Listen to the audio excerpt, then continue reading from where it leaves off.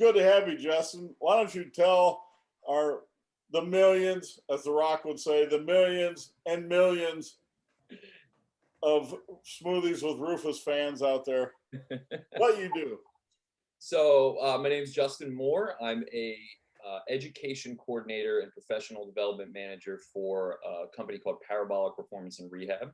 I'm also a coach, so I spend about half my time doing private training, one-on-one, semi-privates, a little bit of group work in person, and then we also still have the virtual side that we do since COVID.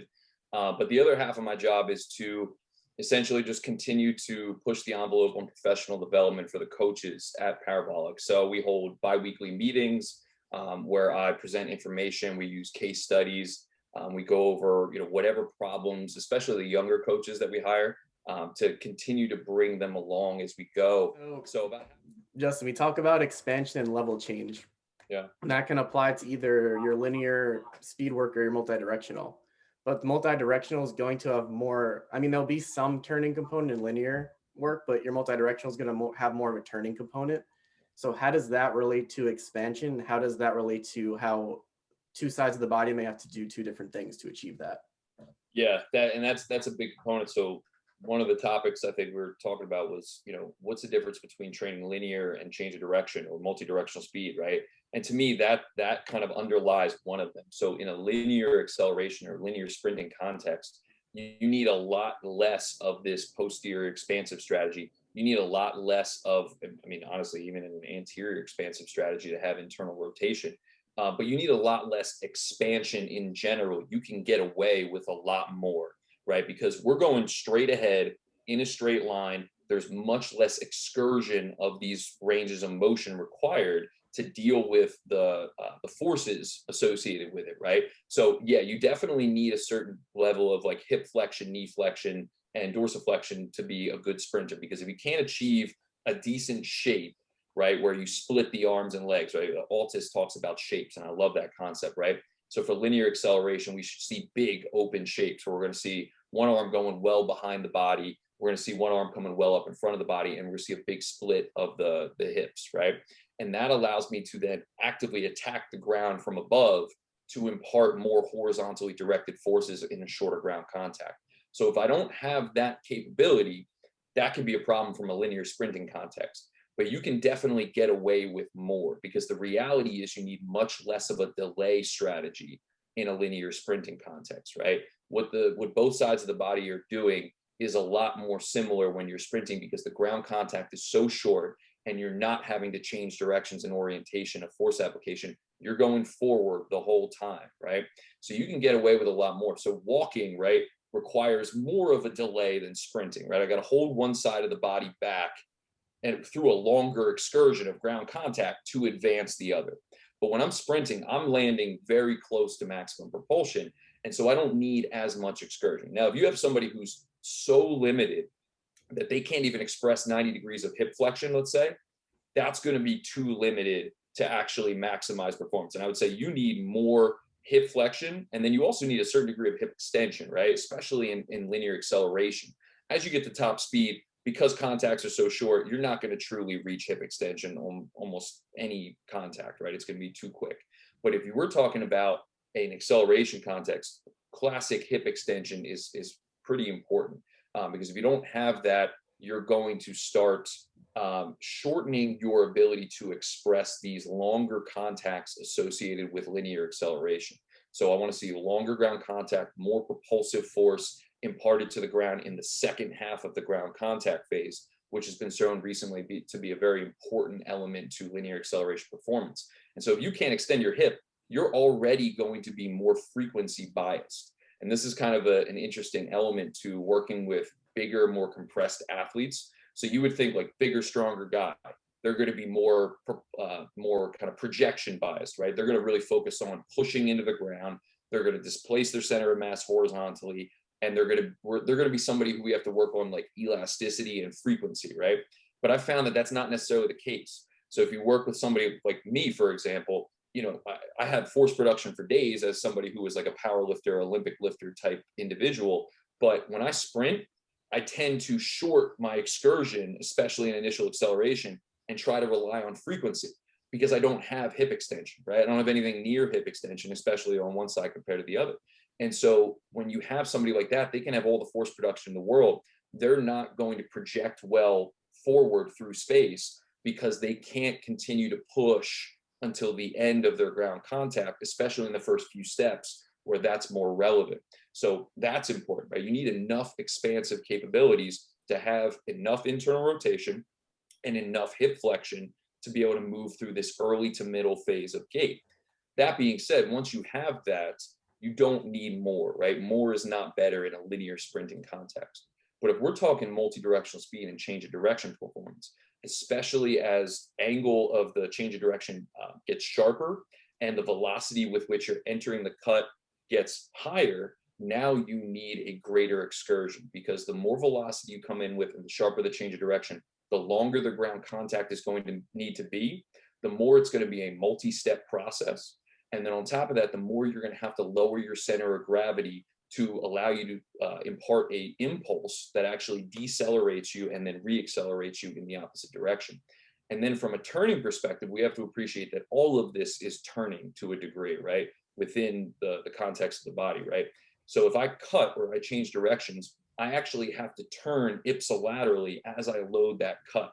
And so an ipsilateral turn is going to require an ipsilateral posterior expansive strategy, an anterior compressive strategy, and a contralateral anterior expansive strategy and posterior compressive strategy to turn the axial skeleton into the cut.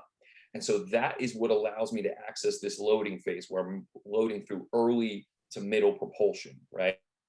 And so that allows me to accept these forces, to apply a braking force effectively as I load into the cut and rotate, and then to take advantage of the storage and release of elastic energy to push back out of the cut. I'm going to need a posterior compressive strategy ipsilaterally, an anterior expansive strategy, and then a posterior expansive strategy contralaterally, and an anterior compressive strategy to get me out of the cut. Oh, look, my buddy came in. So we're gonna have to push out of the cut and turn the opposite way. So if I don't have that capability, and let's say I'm trying to do like a 90+ degree cut all the way up to 180 degrees, that is going to restrict my ability to get into and out of that cut effectively. And so if I go on the table, right, and I'm lacking early hip flexion, or I'm lacking like middle range hip flexion, and I'm compressed and I'm shoved forward and I'm anteriorly oriented posteriorly, and or I've superimposed an anterior compression on that, which is going to steal my IR, now I'm going to have a really hard time turning and loading that cut. And as I said earlier, you're going to have to get that turn from somewhere, and you're going to have to get the lowering of the center of gravity from somewhere, or you're going to be the person who can't lower their center of mass. They hit the ground like a stiff rod, and then they have to rely on either frequency or incredibly elongated ground contact to get out of the cut.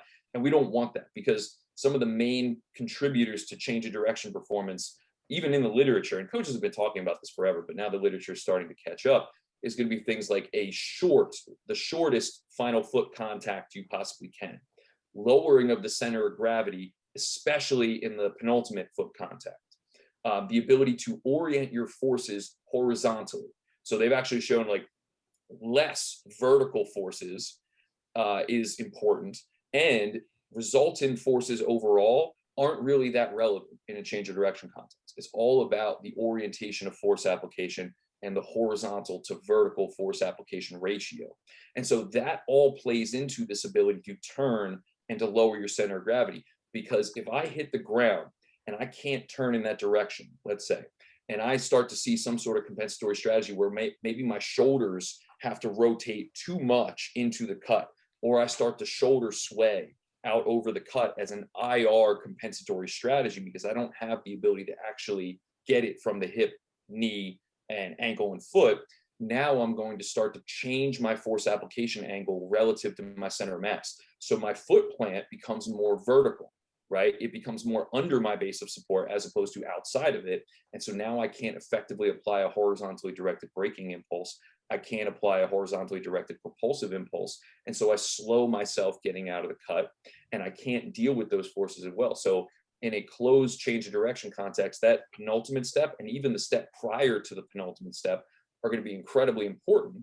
And even in a reactive scenario, if I am able to reposition that inside leg, deal with some of the braking forces necessary to decelerate myself before I put that final foot contact in the ground, now I can minimize ground contact in the last contact, and I can get out faster, right? I can rely on that last foot contact for more of a propulsive force application. So all of that comes to this ability to change levels, to create an expansive strategy, and again, to rotate enough into the side that I'm cutting to and to get out of it. And then from a health standpoint, I would say that that capability is huge from a maintenance of health for change of direction performance element. If you can't do that, if you have no ability to turn and to achieve this triple flexion, this classic triple flexion of the ankle, knee, and hip, then you're going to find that somewhere else. And so maybe that's a twist through the knee again. And now you have stressors that are going to be applied to medial, the medial compartment of the knee, where you're going to get ACL, MCL, meniscus, all these tissues under load to a great degree. You might have overuse issues where you're getting your IR from a compensatory strategy, and now you have something like a VL that's going to be lit up and concentrically oriented all the time, right? And that's going to pull in certain elements that can cause low oxygen and low nutritional environments and cause pain over time. So now you have a situation where you're going to get in and out of that cut, but not only is performance going to potentially be lacking, but you're also going to struggle to distribute your stresses across the system effectively, which is important for your long-term health as well as your acute health. Because I think a lot of times that's where we'll see acute tissue damages occur, where athletes are hitting really aggressive, sharp cuts where they're reliant on essentially connective tissues alone to be able to handle those loads, and they're not able to distribute the stresses effectively, and then something gives.